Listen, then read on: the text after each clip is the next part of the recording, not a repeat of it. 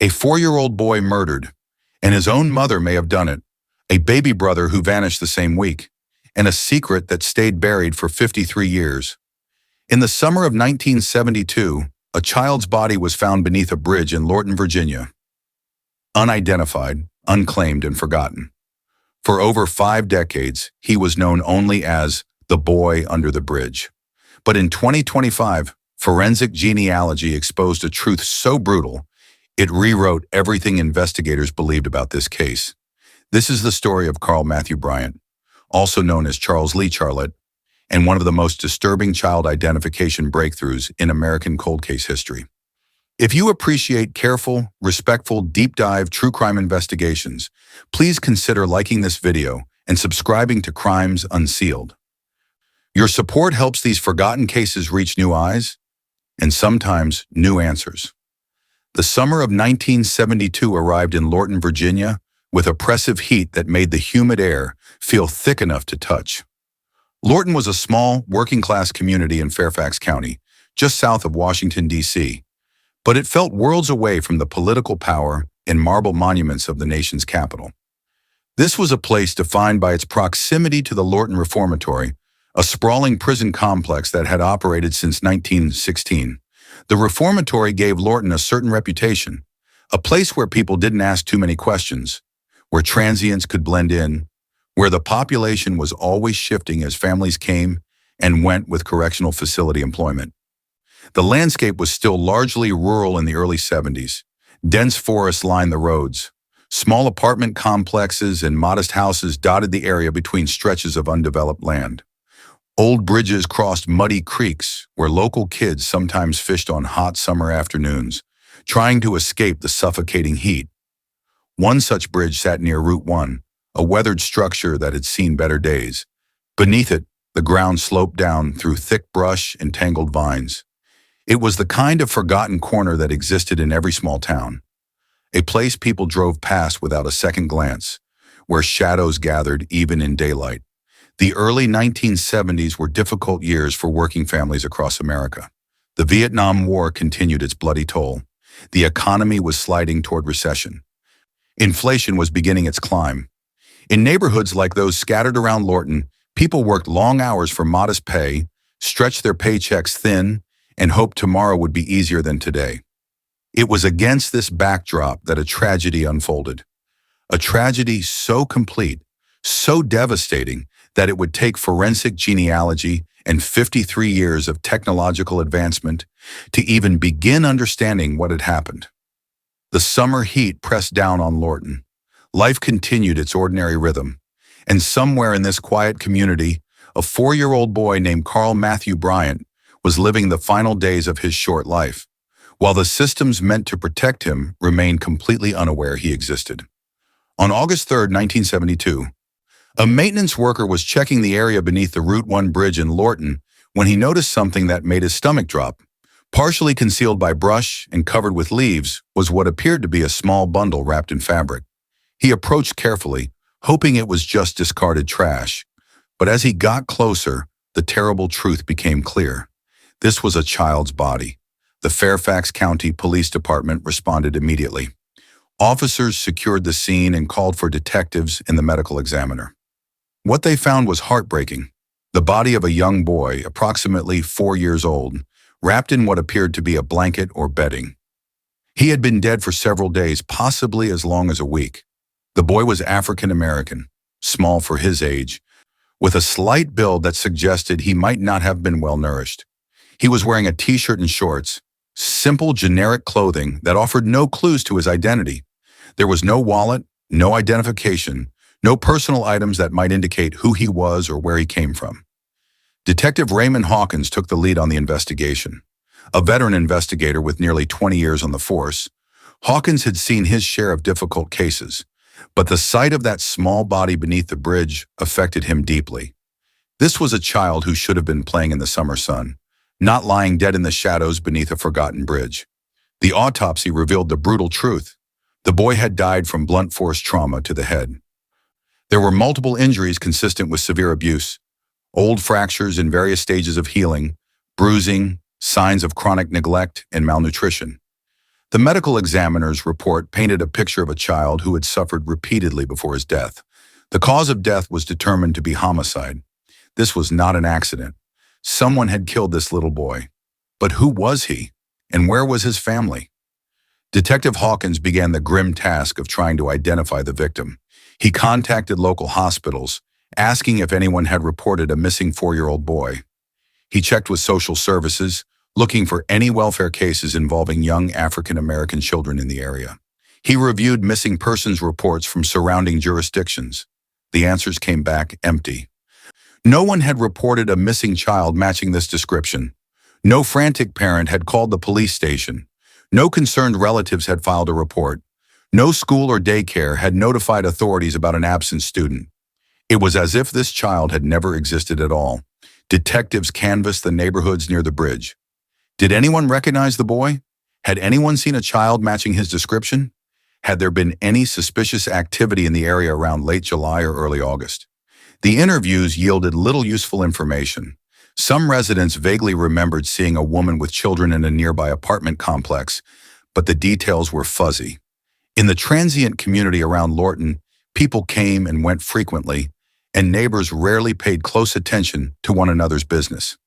Without a name, without a family, without any connection to the community, the investigation stalled almost immediately. Detective Hawkins pursued every lead he could find, but in 1972, investigative tools were limited. There was no DNA testing. There were no national databases connecting missing children across jurisdictions. There was no internet, no social media, no way to quickly share information across wide geographic areas. The case generated some local media coverage. A small article appeared in the Washington Post describing the discovery of an unidentified child's body, but the story quickly faded from public attention, competing with national news about Watergate and the ongoing war in Vietnam. Weeks turned into months. The boy's body remained at the medical examiner's office, waiting for someone to claim him, waiting for identification, waiting for justice. No one came. Eventually, the difficult decision was made to bury him. He was laid to rest in a county cemetery with a simple marker that read, "Unknown Child, August 1972. A local funeral director donated the casket. A minister said a brief prayer over the grave. And then the small gathering dispersed, leaving the nameless boy alone beneath the earth. Detective Hawkins never forgot the case. It haunted him through the rest of his career, one of those investigations that stays with you long after the file is closed. He kept notes, continued to check missing persons databases periodically, hoped that someday new information would emerge. But the years passed and no new information came. The case went cold. The file was moved to storage. And the boy beneath the bridge became one of hundreds of unidentified victims in America, a Jane or John Doe whose true identity seemed lost forever. For 53 years, he remained nameless, unknown, forgotten by everyone except the few investigators who had worked his case and couldn't let go of the memory of that small body wrapped in a blanket beneath a bridge. The decades rolled forward. The 1970s became the 80s, then the 90s, then the new millennium. Lorton continued to evolve. The infamous reformatory finally closed in 2001 after 85 years of operation. Development transformed the area from rural community to suburban sprawl. New families moved in, old residents moved on or passed away. The bridge remained, weathered and aging, a silent witness to a tragedy most people had long forgotten. In the storage facilities of the Fairfax County Police Department, the case file for Unknown Child, August 1972, sat in a box alongside hundreds of other cold cases. Technology had advanced dramatically since the 70s. DNA testing had become routine. Digital databases connected law enforcement agencies across the country. The internet made information sharing instantaneous. But none of these advances helped identify the boy beneath the bridge. Without a name to search for, without family to provide comparison DNA, without any starting point, even the most sophisticated technology couldn't solve the mystery of his identity. That changed in 2023 when Fairfax County established a dedicated cold case unit focused specifically on unidentified victims. The unit was small, just 3 detectives and a forensic specialist, but they had access to cutting-edge resources, including partnerships with forensic genealogy labs that specialized in identifying unknown victims through DNA analysis and genealogical research. Detective Sarah Chen was assigned to review unidentified victim cases from the 1970s. Chen was in her mid-30s, a second-generation Chinese-American who had grown up in Northern Virginia. She had joined the police force after earning a degree in forensic science, and she had a particular passion for cold cases involving children. When she opened the file for Unknown Child, August 1972, she found herself staring at photographs that were over 50 years old but still devastating in their impact. The crime scene photos showed a small boy, alone and abandoned beneath a bridge. The autopsy photos revealed the extent of his suffering, injuries that spoke of chronic abuse and neglect. Chen read through Detective Hawkins' notes and felt the frustration bleeding through the formal language. This was an investigator who had cared deeply, who had exhausted every available resource, who had fought for this child even when the system was ready to move on. "We're going to find out who you were," Chen whispered to the photograph on her desk. "I promise you that." The first step was to determine if any biological evidence remained from the original investigation. Chen contacted the medical examiner's office and was relieved to learn that tissue samples from the autopsy had been preserved, stored in the evidence facility under controlled conditions. In the early 70s, it was not standard practice to save biological samples, but in this case, someone had made the decision to preserve tissue in case future technology might make identification possible. That someone, Chen would later learn, had been Detective Hawkins himself. Before the boy was buried, Hawkins had insisted on preserving samples, writing in his notes, "We may not have the technology now, but someday we might. This boy deserves his name back." The tissue samples were sent to Othram, a private laboratory in Texas that specialized in forensic genealogy. Othram had successfully identified numerous Jane and John Does by extracting DNA, building genetic profiles, and using genealogical databases to connect unknown victims to distant relatives. The process was expensive and time-consuming. It required extracting degraded DNA from 50-year-old tissue, amplifying it through specialized techniques, and sequencing it to build a genetic profile. The Fairfax County Police Department secured funding through a federal grant program designed to support cold case DNA analysis. In June of 2024, the DNA extraction and sequencing process began. Chen checked in with Othram weekly, anxious for updates but understanding that the science couldn't be rushed. The tissue samples were degraded after 5 decades, making the extraction process more challenging than with recent cases. Months passed. Chen continued working other cases but kept the photograph of the unknown boy on her desk, a constant reminder of the promise she'd made. She researched the history of Lorton in the early 70s, trying to understand what the community had been like, what kind of people had lived there, what might have brought a woman and her children to that particular place at that particular time. She also began researching cases of missing children from the same era. Were there any unsolved disappearances of 4-year-old boys that might connect to this case? Were there any families who had lost children under suspicious circumstances? The searches yielded little. The 1970s were a time when missing children cases were often poorly documented, especially in cases involving families living on the margins of society. If parents didn't report a child missing, if there were no official birth records, if the family was transient or living outside the system, a child could vanish without leaving any trace. Then, in February of 2025, Chen received the call she'd been waiting for. The email from Dr. Michael Torres at Othram arrived at 7:32 in the morning on February 14th, 2025, Valentine's Day. Though Chen would later note the dark irony of receiving such tragic news on a day meant to celebrate love, the subject line read, "Significant match, unidentified child case, number 724409. Chen's hands shook slightly as she opened the message. She'd received updates from Othram before, but something about the tone of this email was different, more urgent, more certain. "Detective Chen," the email began, "we have successfully built a comprehensive DNA profile from the tissue samples and identified multiple genetic matches in genealogical databases.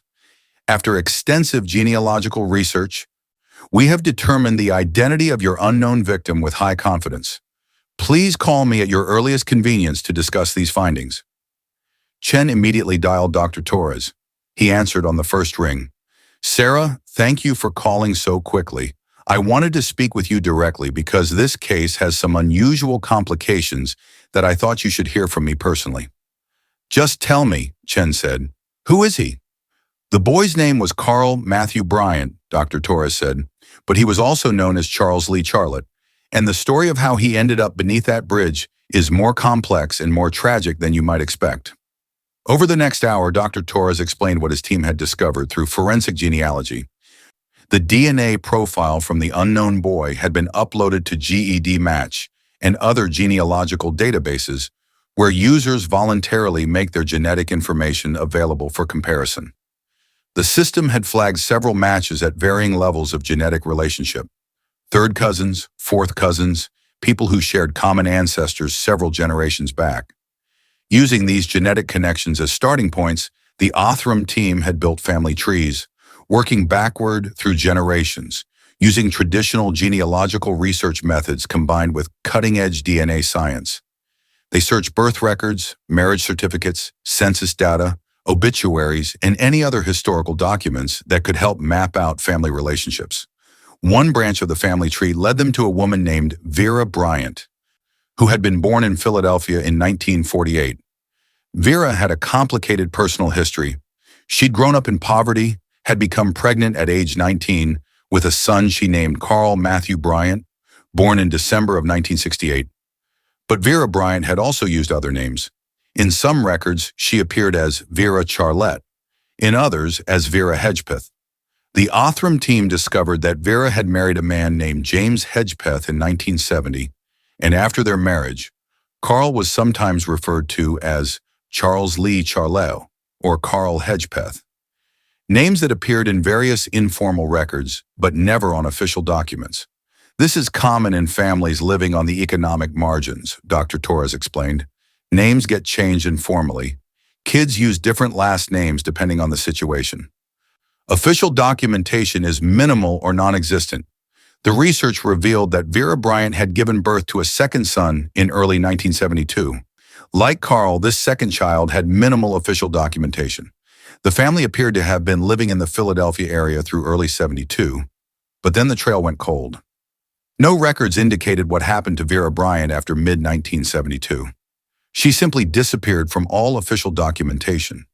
No tax returns, no Social Security earnings, no welfare records, nothing. This is the part that gets complicated, Dr. Torres said. We found a death certificate for a woman named Vera Williams, who died in North Carolina in 1998. The birth date on the death certificate matches Vera Bryant's birth date. But there's no official record of Vera Bryant ever legally changing her name to Vera Williams. She was living under an assumed identity, Chen said, understanding immediately. That's our assessment. And if she was living under an assumed identity from 1972 until 1998, it raises the obvious question, why? What was she running from? The answer, Chen realized with a sinking feeling, was probably lying in a grave in Fairfax County with a headstone that had read, "Unknown child for 53 years." Dr. Torres continued, "We've also found references in family records to a younger brother. Court documents from a 1994 hearing mention that Vera Williams claimed to have lost two sons decades earlier.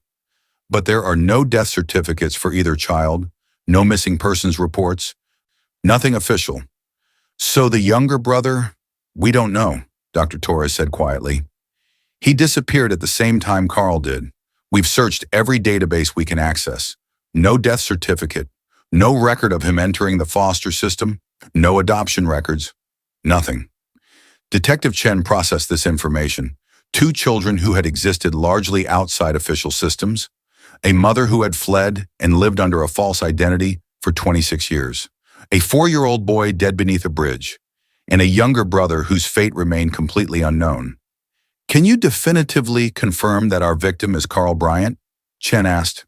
"The DNA evidence is conclusive.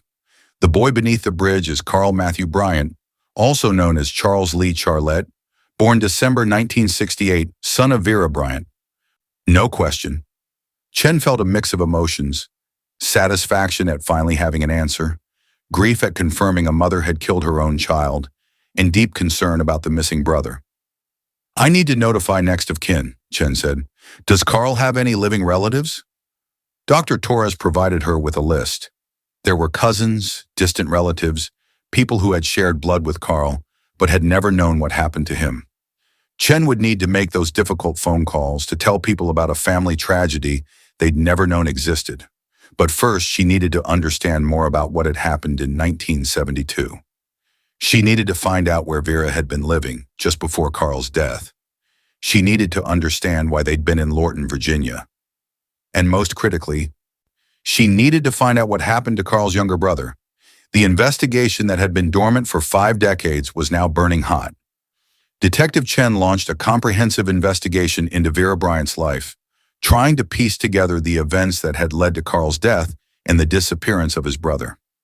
Working with Detective Marcus Williams and with support from FBI resources, Chen began pulling records from multiple states. What emerged was a picture of a troubled young woman struggling with poverty, mental health issues, and the overwhelming responsibility of caring for 2 small children alone. Vera Bryant had grown up in North Philadelphia in difficult circumstances. Her own childhood had been marked by instability and poverty. She dropped out of high school after becoming pregnant with Carl at age 19. The father, whose name appeared in some records but who was never actively involved in Carl's life, had left before Carl was born. Hospital records from December 1968 confirmed Carl's birth at Philadelphia General Hospital. The birth was documented in hospital files, but no official birth certificate was ever filed with the city. This wasn't uncommon for indigent families in the late 60s. Bureaucratic processes were complicated, and without someone actively ensuring proper documentation, children could enter the world without official recognition. Vera struggled as a single mother. Welfare records showed she received assistance sporadically, but she had difficulty maintaining stable housing.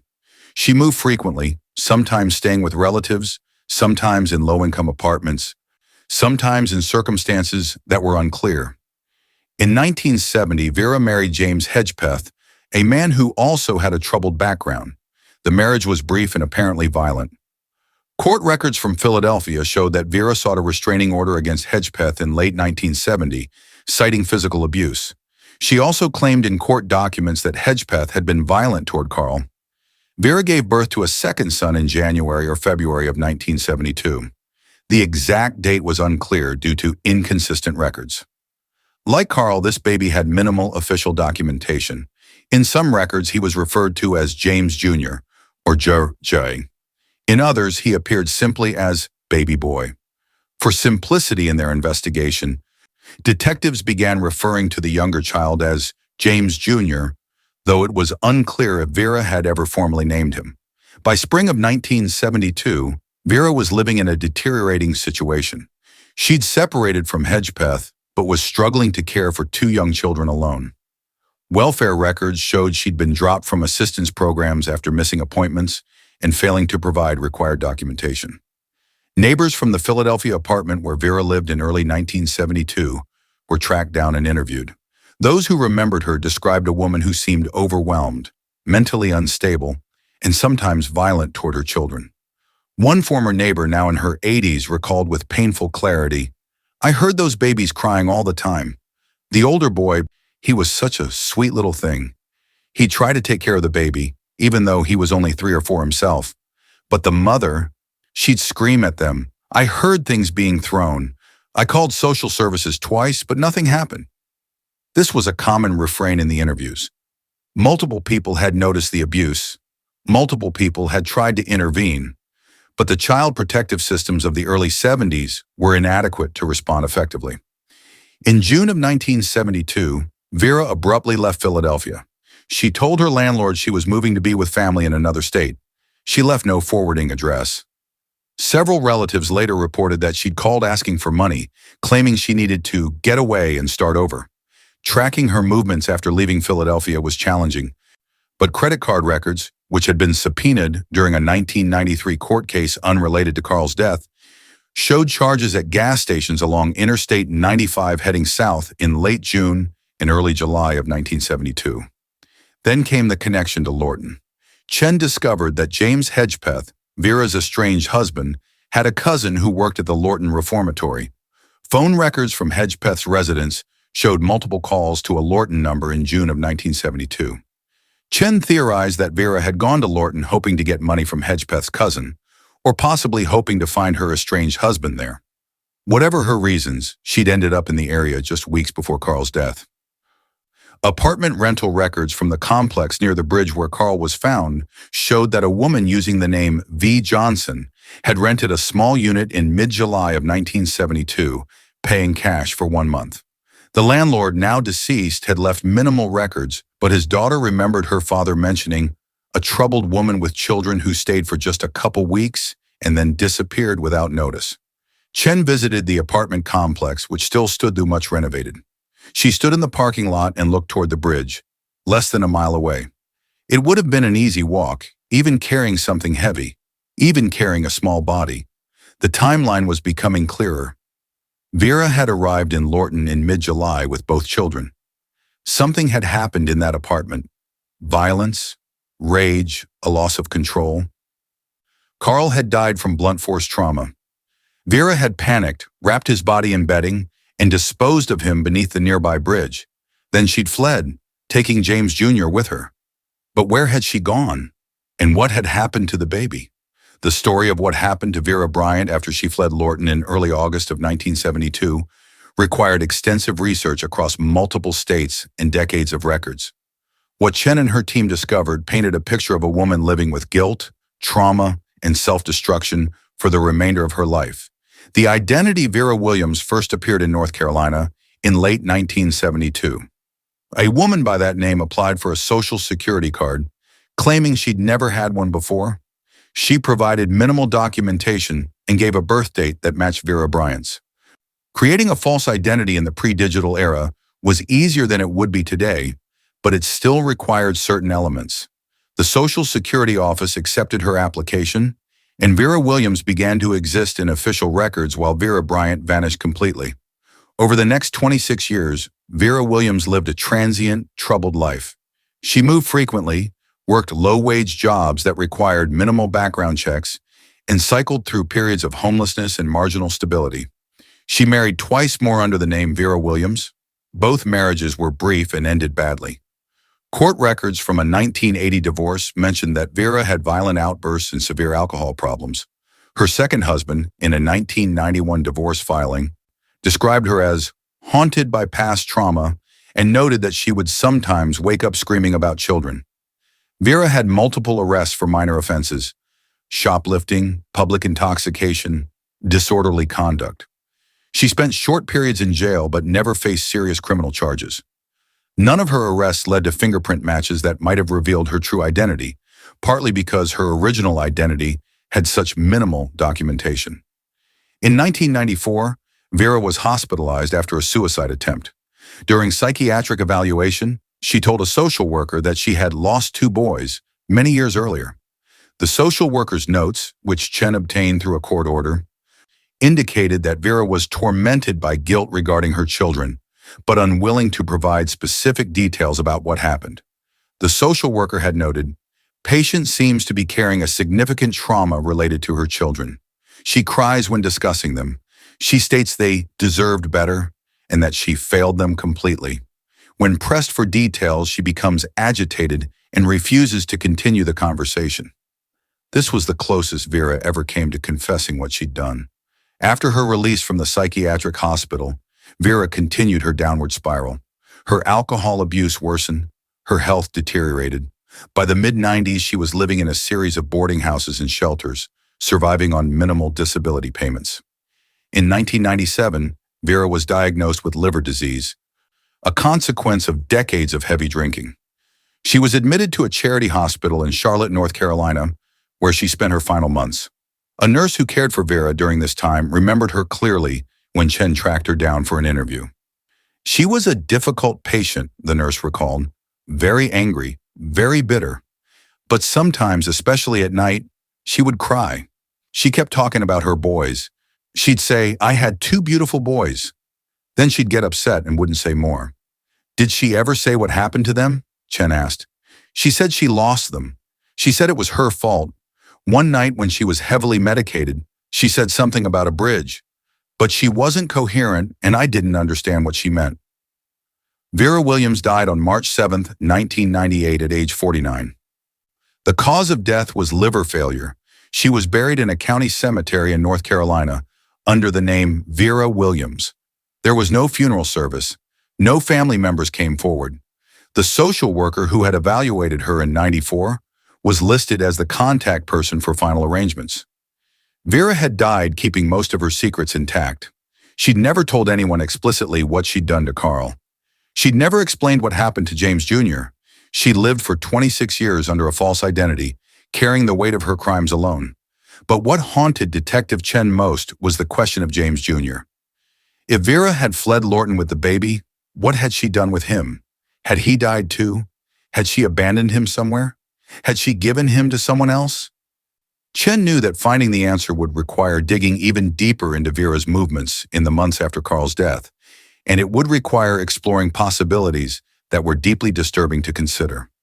The question of what happened to Carl's younger brother, James Jr., became the focus of an intensive investigation that spanned multiple states and decades of records. Detective Chen started with what she knew for certain. Vera had fled Lorton with an infant or toddler in early August of 1972. The child would have been approximately 6 to 7 months old at the time. Chen's team searched death records across the entire eastern seaboard for any infant deaths in the latter half of 1972 that might correspond to James Jr. They found dozens of deceased infants from that period, but none that matched the approximate age and circumstances they were looking for, and none that were unidentified. This suggested that if James Jr. had died, his death had either gone unreported or he'd been identified by a different name. Chen explored another possibility. Had Vera abandoned the baby at a hospital, fire station, or other location where he'd be found? In 1972, there were no safe haven laws allowing parents to legally surrender newborns without consequence. But desperate parents did sometimes abandon infants in places where they'd be discovered and cared for. The team searched hospital records and child welfare records from North Carolina, South Carolina, Virginia, and surrounding states for any infant boys who'd entered the system as foundlings or abandoned children in late 1972.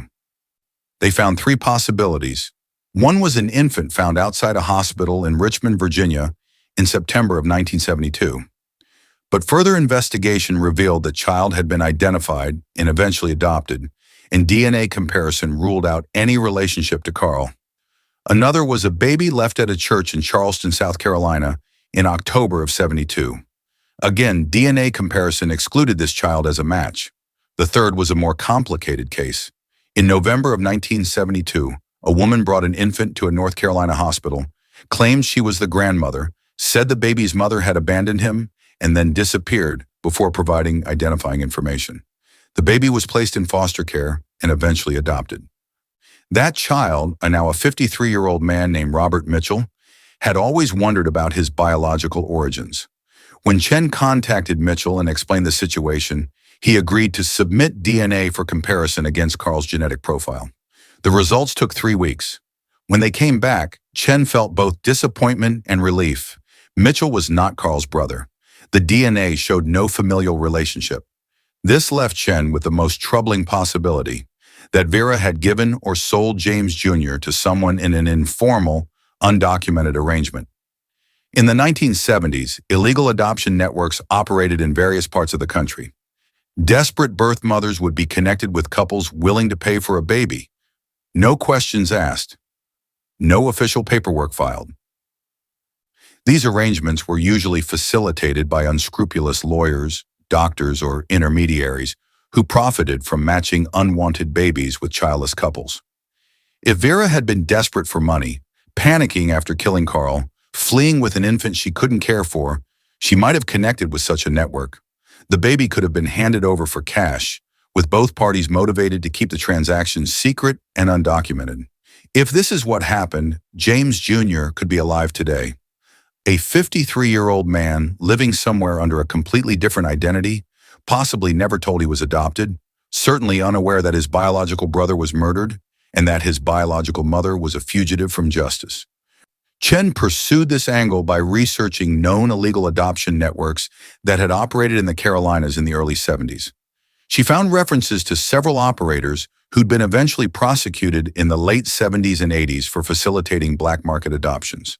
She tracked down two former prosecutors who'd worked those cases and asked if their records might contain any information about an infant boy placed in late 72. The searches yielded nothing conclusive. Record-keeping in these illegal operations had been deliberately minimal, and many records had been destroyed when the networks were prosecuted. Chen also considered whether someone in Vera's family might know what happened to James Jr. She reached out to every Bryant and Hedgepeth relative she could locate, asking if anyone remembered what happened to Vera's second child. Most had no information. Several relatives remembered that Vera had two sons, but they hadn't seen the family after early 1972 and had no idea what happened to either child. One cousin, however, provided a tantalizing piece of information. She remembered receiving a phone call from Vera in late 1972, one of the only times Vera had reached out after disappearing. "She called me collect from somewhere. I don't remember where," the cousin told Chen. "She was crying, very upset. She said she'd made terrible mistakes and couldn't take care of the boys anymore. I asked what happened, where the boys were. She said one was gone and the other was with someone who could give him a better life. Then she hung up. I never heard from her again." "Did she say who had the second child?" "No, and I didn't know what to make of it. I thought maybe she'd given them to relatives or put them in foster care. I never imagined," the cousin's voice broke, "I never imagined she'd killed one of them." This phone call suggested that Vera had indeed given James Jr. to someone. But who? And under what circumstances? Chen expanded the DNA analysis, uploading Carl's genetic profile to every available genealogical database and flagging it with notes about the missing brother. The hope was that if James Jr. was alive and ever submitted his own DNA for genealogical research, the system would flag the familial relationship. But this was a long shot. It required James Jr. to be alive, to have interest in genealogical research, to submit DNA to a compatible database, and to have his genetic information set to be publicly searchable. All of those factors had to align for a match to occur. As of spring 2025, no such match had appeared. The FBI opened a parallel investigation, treating James Jr. as a potentially alive missing person despite the 5 decades that had passed.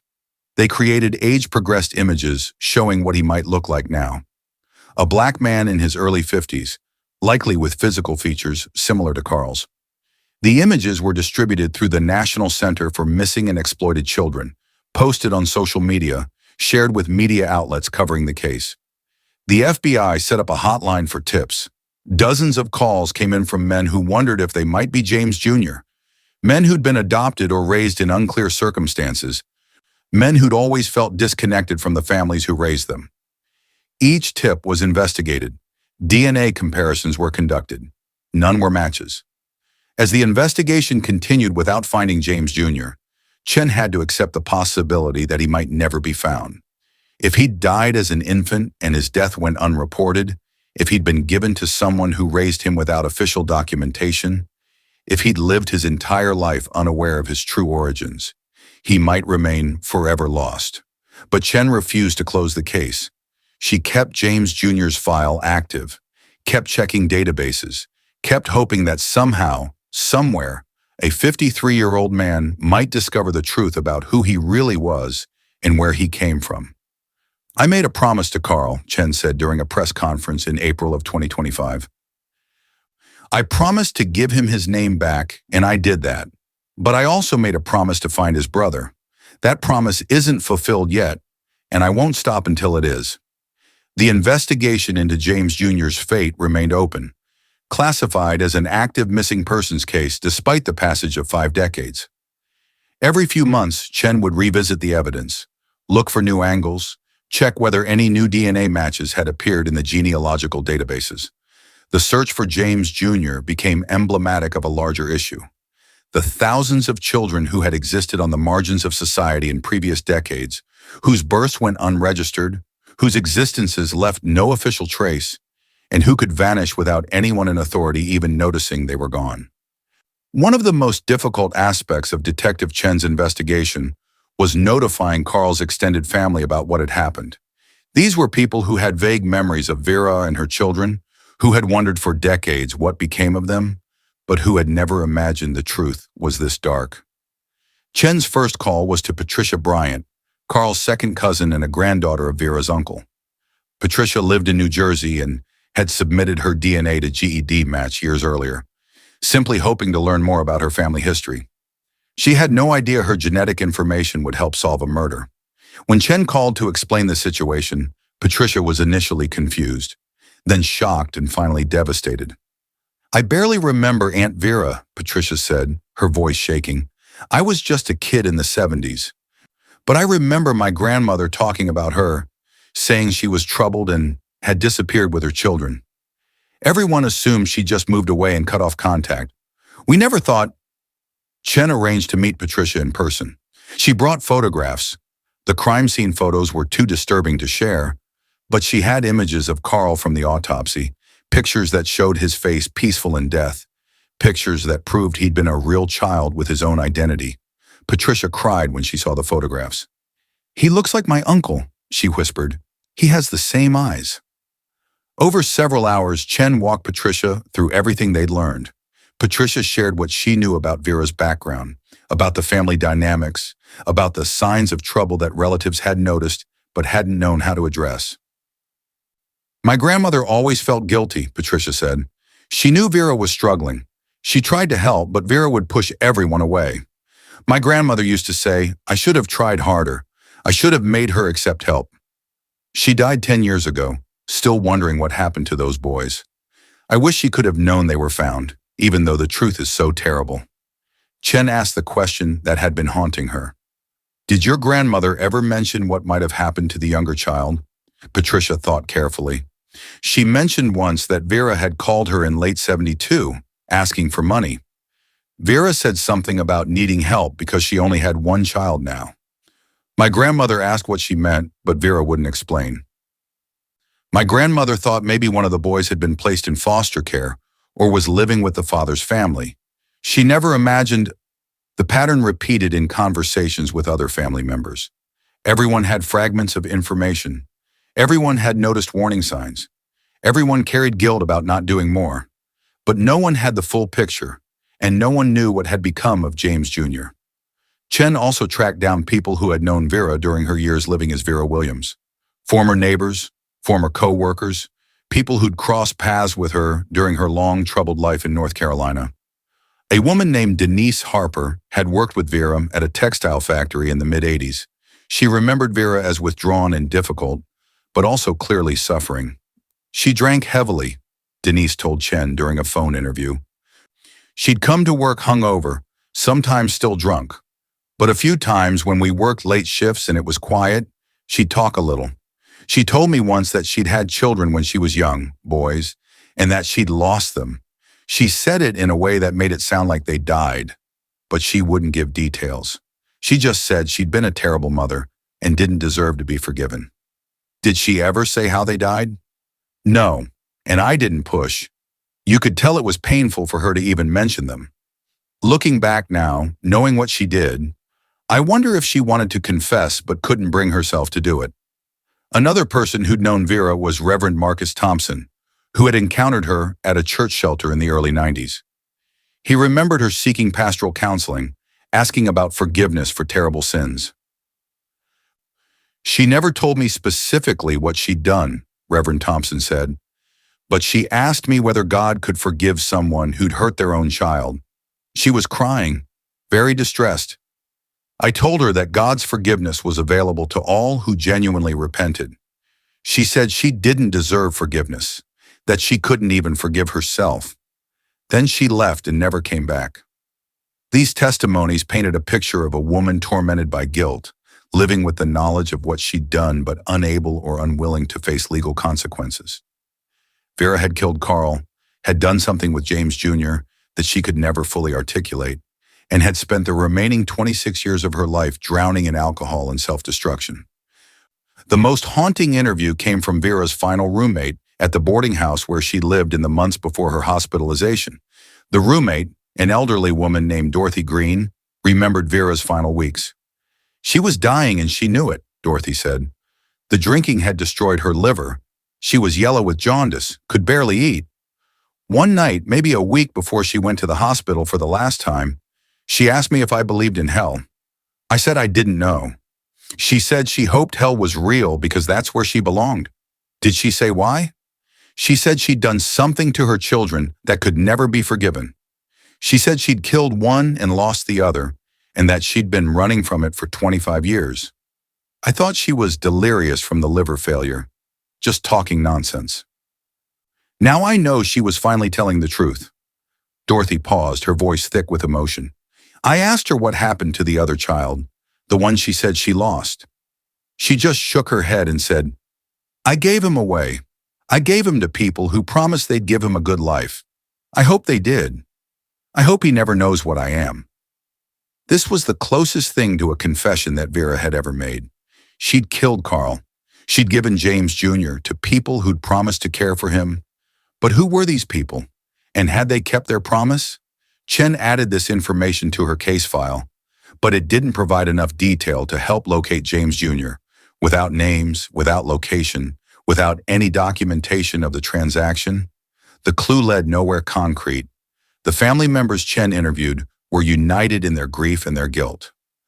They grieved for Carl, for the short, brutal life he'd lived, and the lonely death he'd suffered. They grieved for James Jr., who might be alive somewhere but lost to them. And they felt guilty for not doing more, not seeing the danger, not saving the boys when there might still have been time. Chen tried to reassure them that the failures were systemic, not personal. In the early 70s, there was no infrastructure to protect children like Carl and James Jr. Child protective services were minimal. Mandatory reporting laws didn't exist in many places. The social safety net had enormous holes through which vulnerable children could fall. "You can't blame yourselves for a system that failed," Chen told Patricia during one of their conversations. "Your family noticed the problems. Your grandmother tried to help. But Vera was determined to hide what was happening, and the systems that should have protected these children simply didn't exist in any meaningful way." But Chen knew that logic couldn't erase the emotional weight these family members carried. They would spend the rest of their lives wondering if they could have done more, if they could have saved Carl, if they could have prevented the tragedy that had destroyed their family. On a sunny morning in May of 2025, a small group gathered at the county cemetery in Fairfax, Virginia, where Carl Matthew Bryant had been buried over 53 years earlier. The old headstone that had read "Unknown Child, August 1972, had been removed and replaced with a new marker made of polished black granite. The inscription read, "Carl Matthew Bryant, also known as Charles Lee Charlett, December 1968, August 1972, finally home, finally named." Detective Sarah Chen stood at the grave alongside approximately 30 people who had come to honor Carl's memory. There were distant relatives who had traveled from Philadelphia and New Jersey. There were members of the original investigation team from 1972, including the son of Detective Raymond Hawkins, who had died in 2007 but had never forgotten the case. There were representatives from the National Center for Missing and Exploited Children and from Othram, the lab that had made Carl's identification possible. And there were community members who had simply heard Carl's story and wanted to pay their respects. People who believed that every child deserves to be remembered. Every victim deserves justice, and every name matters. A local minister offered a brief prayer. Patricia Bryant spoke about her family's grief and their gratitude that Carl had finally been identified.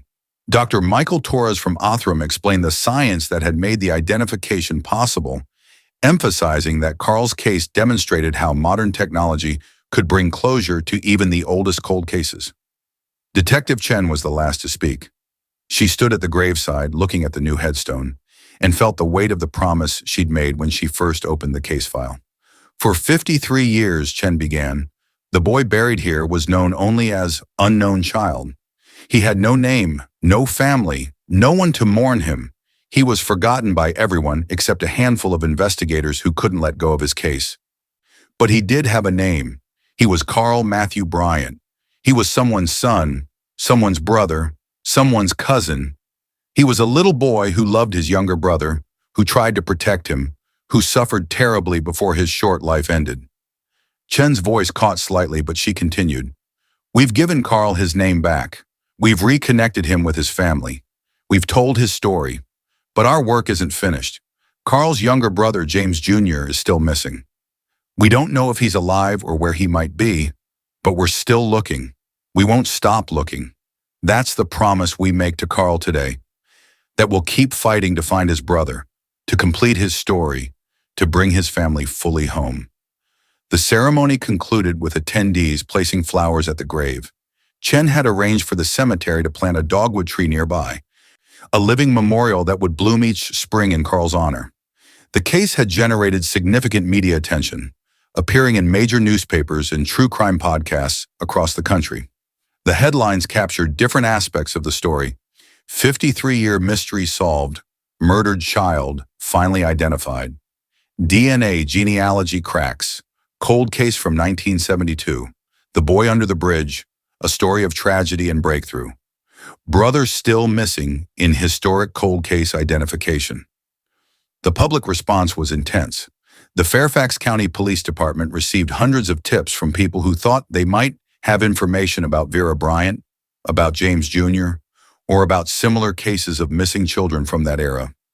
Each tip was investigated, though most led nowhere. Several men in their early 50s came forward believing they might be James Jr., men who had been adopted or raised in unclear circumstances and had always wondered about their origins. Each submitted DNA for comparison. None were matches. The case also sparked important conversations about systemic failures in child protection. Advocates for children's rights used Carl's story to highlight the need for better tracking of vulnerable children, more robust birth registration systems, and stronger intervention protocols when abuse is suspected. Senator Karen Mitchell of Virginia introduced legislation called the Carl Bryant Child Protection Act, which would require all births in the state to be registered within 48 hours, would mandate that hospitals verify identity documents for all mothers, and would create a state database to track children who might be at risk of falling through bureaucratic cracks. Carl Matthew Bryant existed outside the system, Senator Mitchell said during a press conference. He was born without proper documentation. He died without anyone noticing. He was gone. We cannot allow this to happen to other children. Every child deserves to be seen, to be documented, to be protected. The National Center for Missing and Exploited Children launched a new initiative called Project Lost Brothers and Sisters, focusing specifically on cases where siblings of identified victims remain missing. Carl's case became the flagship example of this initiative, demonstrating both the power of modern investigative tools and the persistent challenges of finding people who disappeared decades ago.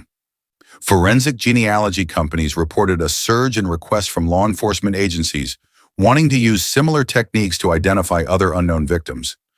Othram alone received over 200 new case submissions in the 3 months following Carl's identification, many involving child victims from the 1960s, 70s, and 80s. The case also had an unexpected impact on adoptees and people searching for biological families. Genealogical databases saw increased participation from people hoping their DNA might help solve cold cases or connect separated family members.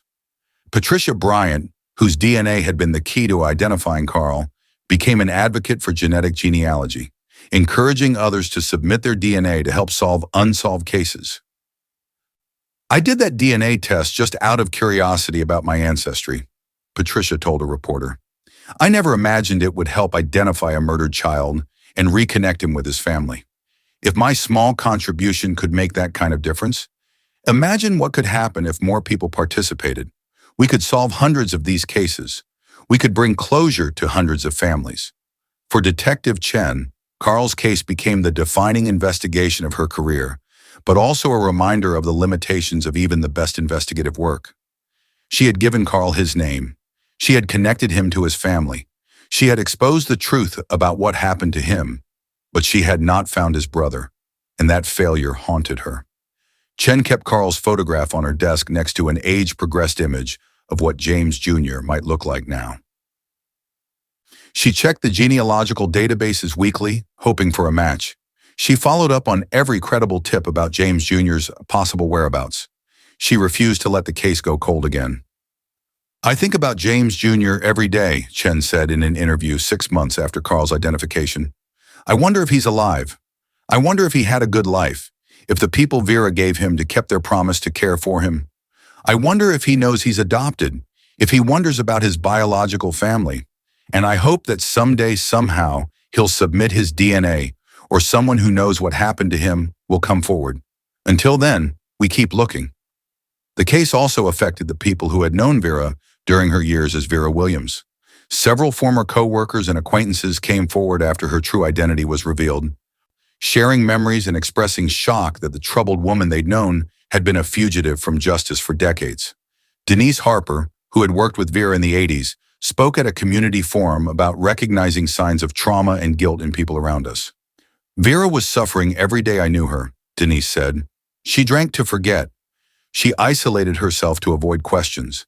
She carried a weight I couldn't understand at the time. Now I know what that weight was. The knowledge that she'd killed her own child. I'm not making excuses for what she did. What she did to Carl was evil, but I also see now that she was tormented by it. She couldn't escape what she'd done, even though she'd escaped the law." This sparked discussions about the nature of guilt, justice, and whether Vera's self-destruction constituted a form of punishment. Some argued that Vera had essentially sentenced herself to a living hell, that her alcoholism and eventual death from liver disease were consequences of the guilt she carried. Others insisted that she should have faced legal justice, that her suffering didn't absolve her of responsibility for Carl's death. Dr. Rebecca Stone, a forensic psychologist who had consulted on the case, offered her perspective. "Vera Bryant killed her son in what appears to have been an act of rage, likely during a moment when she was overwhelmed and lost control. That doesn't excuse the murder, but it helps us understand it. She then spent the rest of her life fleeing both the law and her own conscience. The fact that she never confessed officially, never turned herself in, suggests she couldn't fully face what she'd done. She destroyed herself slowly instead of facing justice directly. In some ways, that's its own kind of hell." The question of what happened to James Jr. remained the central unresolved mystery. The FBI continued to investigate, following leads across the country. But as months passed without a breakthrough, even the most optimistic investigators had to acknowledge that finding him might be impossible. If James Jr. had died as an infant and his death went unreported, his remains could be anywhere. If he'd been given to people who raised him without official adoption papers, he might have no idea he was Carl's brother. If he'd lived a normal life under a different identity, he might never have reason to submit DNA or question his origins. The most hopeful scenario was that James Jr. was alive, happy, and unaware of the tragedy that had befallen his biological family. Chen found herself hoping for this outcome, even though it meant he might never be found. If James Jr. is out there living a good life, if the people Vera gave him to really did care for him and raise him well, maybe it's okay that he doesn't know the truth, Chen said during a quiet moment with her partner. Maybe some mysteries are better left unsolved if the alternative means destroying someone's understanding of who they are. But even as she said it, Chen knew she'd continue investigating, because James Jr. had the right to know the truth about his origins, just as Carl had the right to his name. And because somewhere, there might be answers waiting to be found. In old documents, in someone's memory, in a DNA database, that could finally complete the story of the Bryant brothers.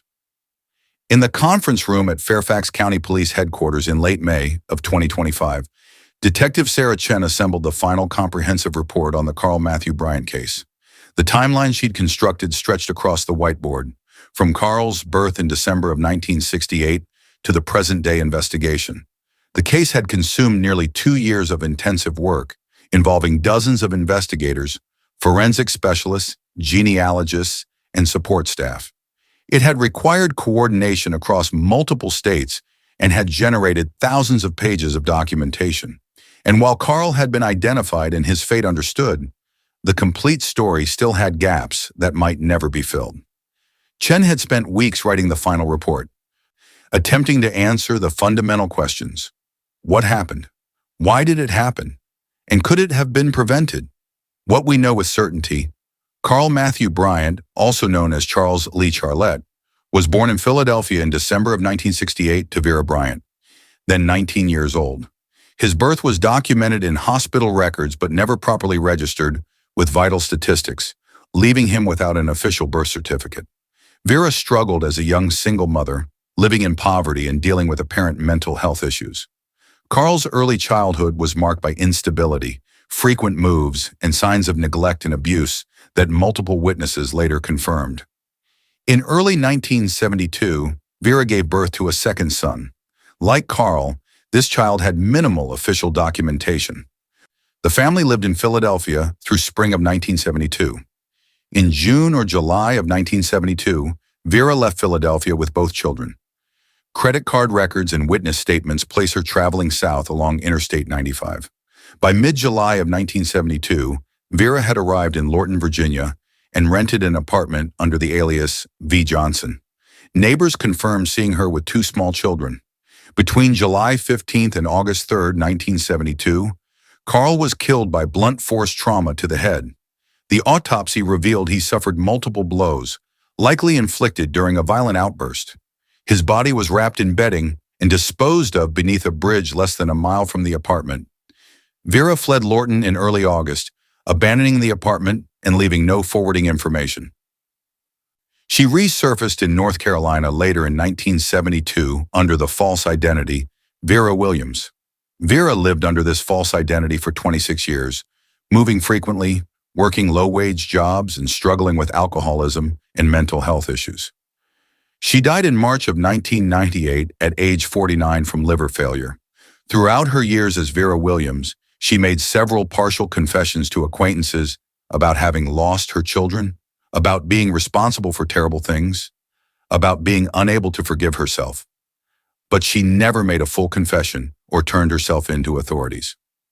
What we can reasonably infer, based on witness statements, forensic evidence, and Vera's own partial confessions, Chen and her team constructed the following narrative of events. Vera arrived in Lorton in mid-July of 1972 with both children, possibly hoping to connect with her estranged husband's relative who worked at the reformatory, possibly seeking money or shelter. The exact reason for her presence in Lorton remains unclear. Living in the small apartment with two young children, no support system, no money, and apparent mental health issues, Vera was overwhelmed and struggling. Carl, at almost 4 years old, was at an age where he would have been more demanding, more vocal, more difficult to control than an infant. At some point during the roughly 2 weeks they lived in Lorton, Carl did something, cried too much, refused to obey, had a typical 4-year-old tantrum that triggered Vera's rage. In a moment of violence, she struck him repeatedly, inflicting the fatal injuries documented in the autopsy. Whether she intended to kill him or simply lost control is unknown. But when she realized Carl was dead or dying, she panicked. She wrapped his body in bedding, waited until dark, and carried him to the bridge less than a mile away. She left him beneath the bridge, probably believing he wouldn't be found immediately, giving her time to flee. She returned to the apartment, gathered her minimal possessions and the baby, and left in the middle of the night.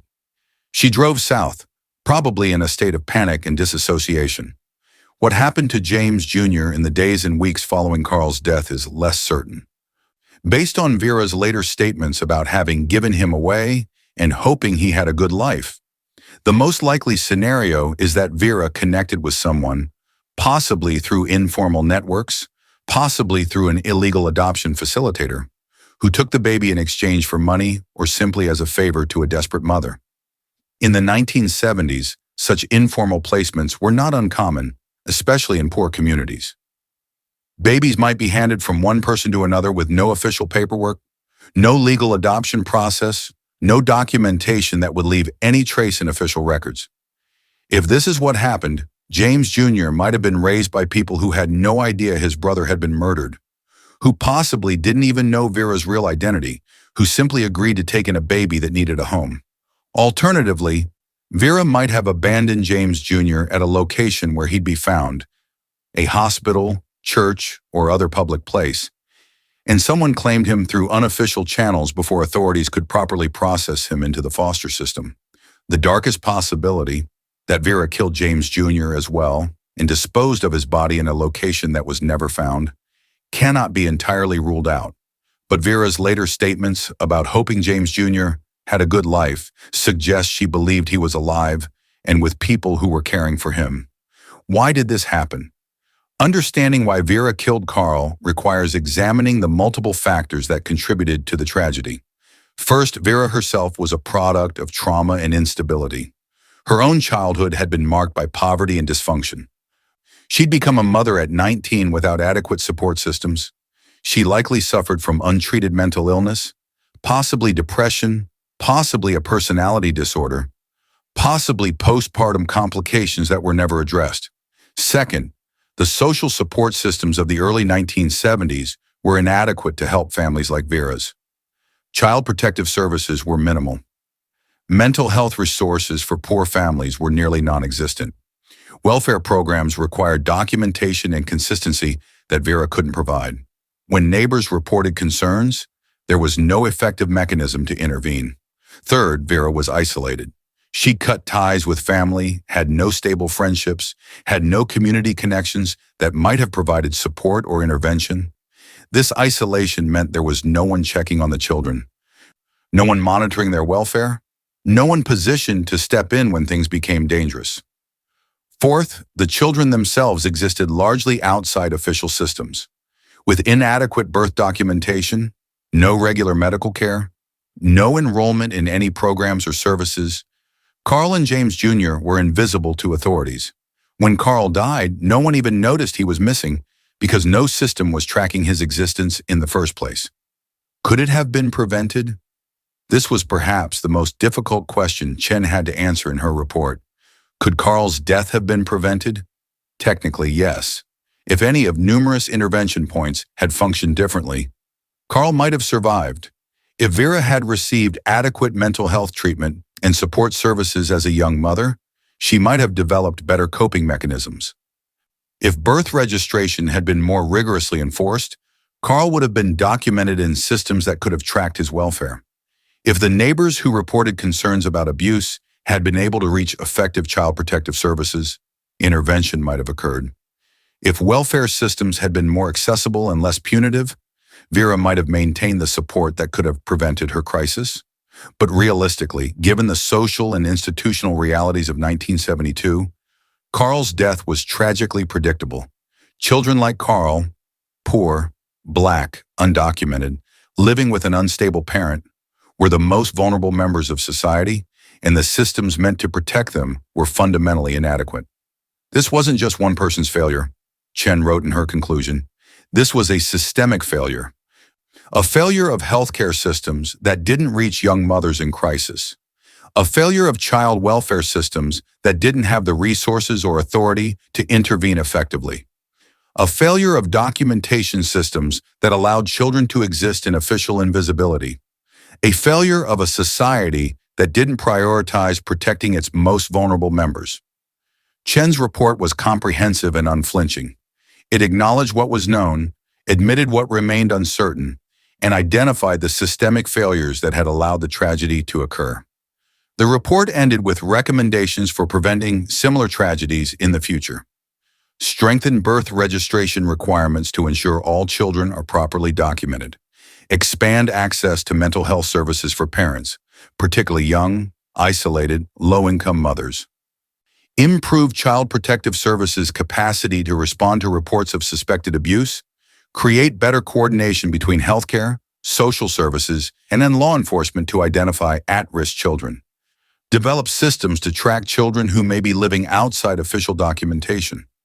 Maintain active investigations into all unidentified victim cases, recognizing that advancing technology may eventually make identification possible. The report was submitted to police leadership, shared with the FBI, provided to the National Center for Missing and Exploited Children, and made available to legislators considering child protection reforms. But for Chen personally, the report represented both an ending and a continuation. It completed the official investigation into Carl's death. But the search for James Jr. would continue. That case remained open, waiting for the day when new evidence, new technology, or simply random chance might finally reveal what happened to Carl's younger brother. As this video is being produced in late 2025, James Jr. Bryant, if he is alive, is 53 or 54 years old. He could be anywhere in the United States or beyond. He might be a grandfather himself, might have lived a full and happy life, completely unaware of the tragedy that shaped his earliest months. Or he might be deceased, his death unrecorded, his grave unmarked, his fate forever unknown. Detective Sarah Chen continues to work the case, though the active investigation has slowed as the most obvious leads have been exhausted. She checks the genealogical databases monthly, looking for any new matches that might connect to Carl's DNA profile. She follows up on credible tips when they come in, though they're less frequent now than in the immediate aftermath of Carl's identification. The FBI maintains an active case file on James Jr., listing him as a missing person despite the 5 decades that have passed. Age-progressed images showing what he might look like now are still circulated periodically, though the chances of visual recognition after so many years are minimal. The family members who learned about Carl's fate carry his memory forward. Patricia Bryant organized an annual memorial gathering at Carl's grave, held each August 3rd on the anniversary of his discovery. The gatherings are small but meaningful, a commitment to ensuring Carl is never forgotten again. Several true crime documentaries and podcasts have covered Carl's case, bringing wider attention to the tragedy into the ongoing search for James Jr. Each time the story is told, Chen hopes it might reach someone who has information about what happened to the baby who disappeared in August of 1972. The case has inspired legislative action in Virginia and several other states. Laws named after Carl have improved birth registration systems, strengthened child protective services, and created better mechanisms for tracking vulnerable children. But perhaps the most significant legacy of Carl's case is what it has revealed about the hidden population of children who exist outside official systems. Children who can vanish without anyone noticing, whose deaths can go uninvestigated, whose very existence leaves no mark on the bureaucratic structures society uses to track its members. Experts estimate there may be thousands of such children in the United States at any given time, living in circumstances that keep them invisible to authorities. Some are in families fleeing domestic violence. Some are with parents evading immigration authorities. Some are in communities with deep distrust of government systems. Some, like Carl, are with parents too unstable or disorganized to navigate bureaucratic requirements. Carl's case demonstrates that these children exist, that they are vulnerable, and that society has a responsibility to find ways to protect them, even when conventional systems fail to document their existence. For Detective Chen, the case has become a calling that extends beyond law enforcement. She now lectures at conferences about forensic genealogy, advocates for improved child protection systems, and works with legislators on reforms designed to prevent future cases like Carl's. Carl can't speak for himself anymore, Chen said during a recent presentation, but his story speaks volumes. It tells us about the children who fall through the cracks. It tells us about the failures of our systems. And it tells us that we have a moral obligation to do better, to protect vulnerable children, to ensure that no child suffers and dies in anonymity the way Carl did. The search for James Jr. continues, though hope dims with each passing month. If he is alive and living under a different identity, with no knowledge of his origins, he may never be found. If he died in infancy or early childhood, his fate may remain forever unknown. But Detective Chen refuses to close the case. She keeps James Jr.'s file active. She maintains the DNA profiles in genealogical databases. She answers every tip, investigates every lead, holds on to the possibility that somehow, some way, the truth will emerge. I owe it to Carl, she says simply. I promised to find his brother. Until I fulfill that promise, my work isn't done. And so the investigation continues. 53 years after 2 small boys vanished from a Philadelphia apartment and ended up in circumstances that would take half a century to understand. Carl has been found, named, and remembered.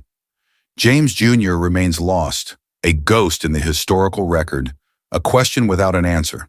But the search goes on, because every child deserves to be known. Every victim deserves justice, and every family deserves the truth, no matter how long it takes to find it. If this case moved you, please like and subscribe to Crimes Unsealed. Your support helps bring awareness to forgotten victims, especially children who had no voice. And if you ever suspect a child is in danger, please call your local child protection hotline immediately. Your action may save a life. Carl Matthew Bryant is no longer forgotten. His name is known. His story is told. And somewhere, perhaps, his brother James Jr. will one day learn the truth about where he came from and the brother who loved him in those first brief months of life. Rest in peace, Carl Matthew Bryant. You are finally home. And if you ever notice signs of neglect or harm in a child's life, please don't wait. Children cannot protect themselves. Adults must protect them.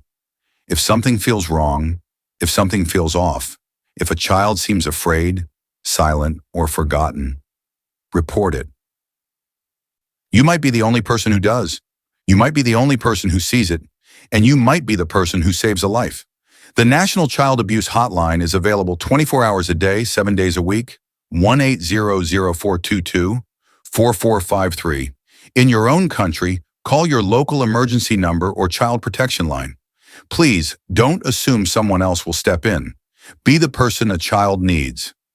If you appreciate careful, respectful, deep dive investigations into cases that deserve remembrance, please consider subscribing to Crimes Unsealed. It helps this channel grow. It helps more people discover these stories, and it ensures that the victims we discuss are never forgotten. Thank you for watching, for caring, and for keeping these children's memories alive. These aren't just cold cases. These were lives. Lives that mattered. Lives that still deserve justice. Until next time, I'm your host, and this is Crimes Unsealed.